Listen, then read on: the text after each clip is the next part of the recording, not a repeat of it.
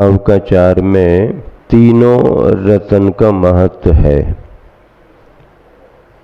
सम्यक दर्शन और सम्यक ज्ञान, इन दो रत्नों को आपने अच्छे तरीके से समझ लिया। सिद्धांत ये है कि किसी भी भव्य जीव को जब कभी सम्यक दर्शन प्राप्त होता है तो उसके साथ उसे जो भी उसका ज्ञान रहता है वो ज्ञान सम्यक ज्ञान हो जाता है। आपने दिया जलाया तो दिया का जलना और उजाले का होना युगपत एक साथ हो जाते हैं। इन दोनों का तो एक साथ समावेश है, किंतु चारित्र के बारे में अलग भंग बनता है। चारित्र एक साथ भी आ सकता है और समयांतर में भी आ सकता है। जैसे उदाहरण के तौर पर कोई भी भव्य आत्मा, जैसे इंद्रभूति समझ लो, इंद्रभूति को एक साथ रत्नत्रय प्राप्त हुआ। समोसरण में जाते ही उनके जो भाव बदले, परिणामों में विशुद्धि आई, उसी समय उन्हें सम्यक दर्शन सम्यक ज्ञान और उसी समय उन्हें चारित्र की भी प्राप्ति हुई। एक साथ रत्नत्रय आया। अब जैसे आदिनाथ भगवान या अन्य तीर्थंकरों को देखें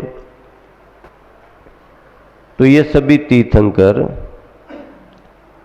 सम्यक दर्शन सम्यक ज्ञान से सहित हैं, लेकिन सम्यक चारित्र को धारण करने में समय का अंतराल है सभी तीर्थंकरों का, और नियोग के अनुसार अपने अपने समय पर बाद में दीक्षा ली।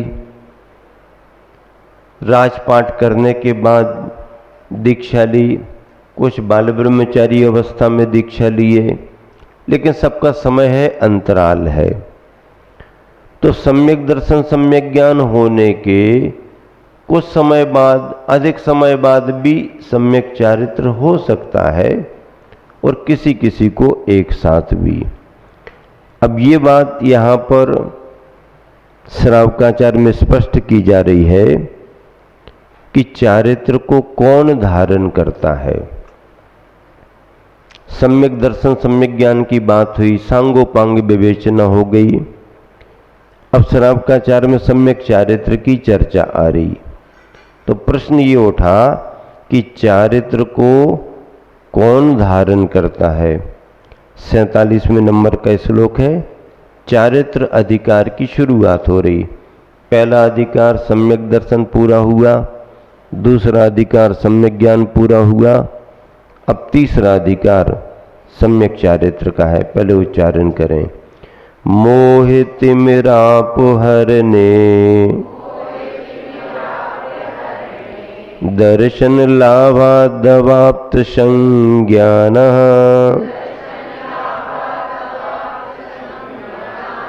राग द्वेष निर्वृत्यै चरणं प्रतिपद्यते साधु।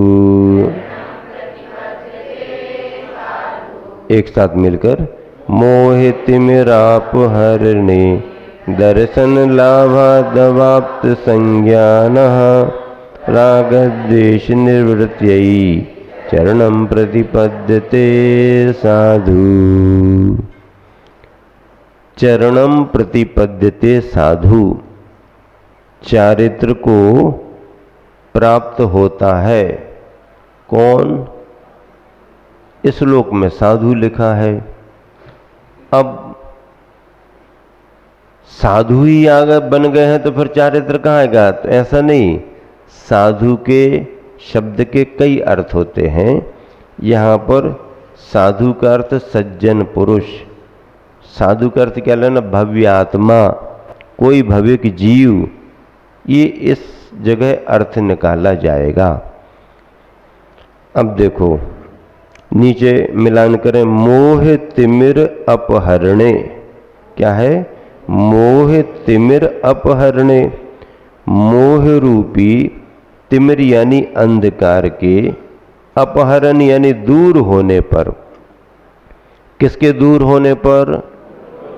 मोह रूपी अंधकार के दूर होने पर।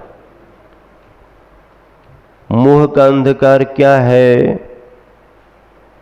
मोह का मतलब है दर्शन मोह, अर्थात मिथ्यात्व।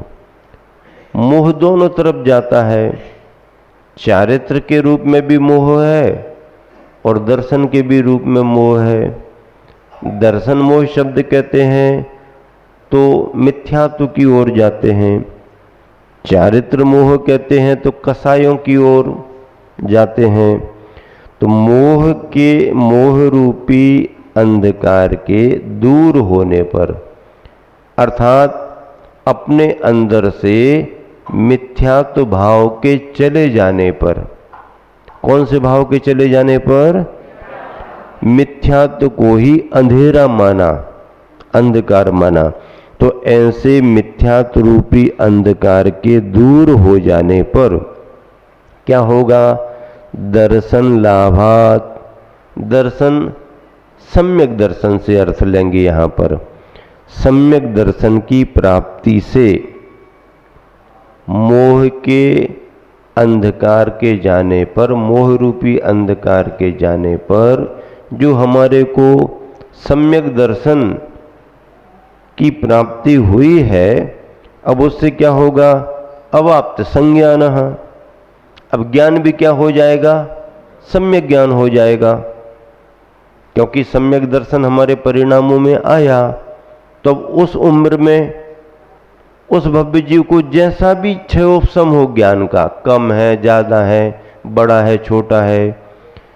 सम्यक ज्ञान का मतलब बहुत बड़ा ज्ञान हो ऐसा नहीं है, सारभूत तत्व का ज्ञान हो। क्या करना, क्या नहीं करना, क्या अच्छा क्या बुरा, क्या हे क्या उपादेय, जीव क्या शरीर क्या, इतने का भी अगर उसको ज्ञान हो गया तो समझो वही सम्यक ज्ञान है।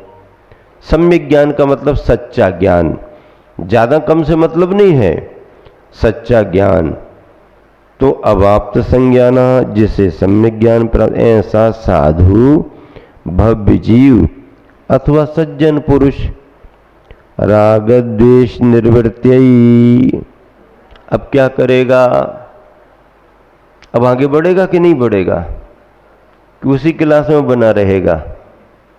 क्या पहली क्लास का विद्यार्थी कब तक पहली क्लास में रहे? 1 साल, ज्यादा से ज्यादा 2 साल। अब दूसरी साल तक तो ज्यादा नहीं सोचा जाता है, तीसरी साल भी अगर हो गई तो फिर टीचर भी सोचने लगता है कि भैया क्या मामला है। परिवार बारे सोचें या ना सोचें, और वो बच्चा सोचे या ना सोचे, उसका हो सकता वहीं मन लग जाए। पहली क्लास में ही 1 साल, दूसरी साल, तीसरी साल भी बैठ गया तो टीचर को तो लगेगा अब इसको तो यहां से कहीं और करो। और चौथे साल का नंबर आ गया तो टीचर तो परेशान हो जाएगा, भैया क्या बात है। अब उससे पूछे बच्चे से कि भाई क्या बात है, तुम एक ही क्लास में 3-4 साल से क्यों बैठ रहे? तो कहता है कि महाराज जी ने कहा था कि हर क्लास को पक्का पक्का करके निकलना चाहिए। महाराज जी का नाम और जोड़ दिया है, पक्का पक्का कर रहे। अब 5-6 साल में पक्का होगा ना, एक ही साल में पक्का थोड़ी होता है। बैठा है, नहीं, कोर्स कंप्लीट, समय हो गया आगे बढ़ो, समय हो गया आगे बढ़ो। सम्यक दर्शन सम्यक ज्ञान हो गया है, तब इन्हीं दोनों रत्नों के साथ कब तक रहोगे? तीसरे रत्न की तरफ भी तो ध्यान दो। नहीं नहीं, हम तो दोनों में ही संतुष्ट हैं। संतोषी प्राणी है, दोनों ही में संतुष्ट है, तो मोक्ष का मार्ग अभी पूरा नहीं बना। क्या तुम्हारे अंदर श्रद्धा तो आ गई, ज्ञान भी आ गया, लेकिन चलने के लिए अभी चारित्र तो है ही नहीं। और दो मित्र थे ना जो मेला देखने जाना चाह रहे थे, एक अंधा था और एक लंगड़ा था। फिर क्या हुआ, अब अकेला अंधा भी नहीं जा सकता और अकेला लंगड़ा भी नहीं जा सकता। और मेला जाने की भावना दोनों की थी, दोनों के मन में मेला देखने का श्रद्धान था। तो श्रद्धान तो दोनों में है, मेले जाना है, मेला देखना है। अब दोनों का श्रद्धान तो था, लेकिन अब काम कैसे बने? तो अकेले अकेले श्रद्धा के साथ भी दोनों नहीं जा पा रहे, और पैर होने के बावजूद भी, चलने की क्षमता के बावजूद भी देखने की आंखें नहीं हैं, तो वो आगे नहीं बढ़ पा रहा। फिर कहानी में क्या हुआ? कहानी में क्या हुआ बताओ? पढ़ी नहीं है क्या तुमने कहानी? पढ़ी है कहानी? तो अंधे के कंधे पर, किसके कंधे पर? अंधे के कंधे पर लंगड़ा बैठ गया, और अंधा अब लंगड़ा जैसा जैसा इशारा कर रहा है, थोड़ा देखो पत्थर आ गया बीच में, साइड से हो जाओ थोड़ा, हाँ चलो चलो चलो, देखो थोड़ा ऐसा ऐसा, तो लंगड़ा बताता जा रहा है और अंधा चलता जा रहा है। मिलकर के काम किया तो दोनों मेले में पहुंच गए। ऐसे ही श्रद्धा तो सभी के पास है और ज्ञान भी तुमको मिल गया, लेकिन अब चारित्र के पैर अगर नहीं आए तो देखते हुए भी, यानी जानते हुए भी, श्रद्धान करते हुए भी, क्या समझ में आ गया? जान रहे हो, विश्वास है, लेकिन मोक्ष नहीं पहुंच सकते। उसके लिए रत्नत्रय की जरूरत है, अर्थात सम्यक दर्शन सम्यक ज्ञान के साथ सम्यक चारित्र से जुड़ना जरूरी है। अब क्यों जुड़ना चारित्र से? सम्यक दर्शन सम्यक ज्ञान तो पर्याप्त नहीं, सम्यक दर्शन सम्यक ज्ञान के बावजूद भी राग द्वेष होते रहते हैं घर गृहस्थी में। तो ये जो सम्यक दर्शन सम्यक ज्ञान के साथ भी असंयम है, राग द्वेष का संस्कार है, इस राग द्वेष की निर्वृत्ति के लिए चरणम प्रतिपद्यते, चारित्र को प्राप्त होता है, अर्थात स्वीकार करता है। कौन स्वीकार करता है? साधु, अर्थात सज्जन पुरुष, भव्यात्मा, जिसको सम्यक दर्शन सम्यक ज्ञान की प्राप्ति हो गई, ऐसा भव्यात्मा फिर अपने जीवन से राग द्वेष की निवृत्ति के लिए चारित्र को अंगीकार करता है। इसका मतलब ये है कि सम्यक दर्शन सम्यक ज्ञान आने के बावजूद भी, चूंकि अभी असंयम की अवस्था है, इसलिए उस अवस्था में असंयम जन्य राग द्वेष निरंतर होता रहता है। राग द्वेष की भूमिका है, बल्कि राग द्वेष का भंडार है। स्वर्गों में सम्यक दर्शन सम्यक ज्ञान है, लेकिन असंयम असंयम, पूरे जीवन पर्यंत असंयम। नरकों में तो सवाल ही नहीं है। मनुष्यों में अगर आगे नहीं बढ़ता है तो छायक सम्यक दृष्टि भी क्यों न हो, तीर्थंकर प्रकृति भी क्यों न हो, अवधि ज्ञान भी घर में क्यों न हो, राग द्वेष होता ही रहता है। उस राग द्वेष की निवृत्ति के लिए चारित्र को अंगीकार करता है। किसको अंगीकार करता है? चारित्र का अर्थ क्या है? संयम को अंगीकार करता है। देखो नीचे भावार्थ, जिस प्रकार बादल के हट जाने पर धूप और आकाश दोनों एक साथ प्रकट होते हैं। बादल हटा, सूरज की धूप आ गई और आसमान भी दिखने लगा एक साथ। उसी प्रकार दर्शन मोहिनी कर्म के, दर्शन मोहिनी का मतलब मिथ्यात्व कर्म के उपशम हो जाने पर, क्षय हो जाने पर अथवा क्षयोपशम हो जाने पर सम्यक दर्शन और सम्यक ज्ञान एक साथ उत्पन्न होते हैं। जिसके ये दोनों प्रकट हो जाते हैं वह भव अपने जीवन के राग द्वेष अर्थात कसाय आदि भावों को दूर करने के लिए बुद्धि पूर्वक सम्यक चारित्र धारण करता है। राग द्वेष ऐसे ही नहीं चले जाते, अकेले ज्ञान होने से राग द्वेष नहीं जाते हैं। चारित्र को धारण करने से राग द्वेष में कमी आती है। राग द्वेष का मतलब क्या? आरंभ सारंभ के कार्य, परिग्रह आदि में लगे रहना, जो भी हैं असंयम अवस्था में जो भी व्यवहार होता है वह राग द्वेष में असंयम जन्य होता है। उससे बचने के लिए क्या? संयम धारण करो। अब संयम धारण करो तो घर में रह करके भी अगर करता है तो एक देश संयम आ जाएगा, एक देश चारित्र आ गया।